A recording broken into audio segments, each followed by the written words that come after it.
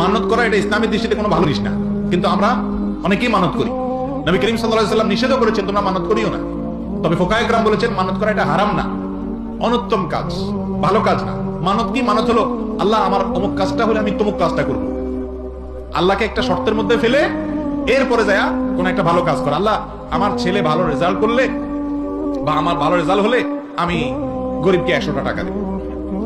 তো আপনি আল্লাহকে শর্তের মধ্যে না ফেলে বরং গরিবকে আগে 100 টাকা দিয়ে দেন, দিয়া দোয়া করেন আল্লাহ আমি 100 টাকা দান করলাম, তুমি আমার পরীক্ষার রেজাল্ট ভালো করে।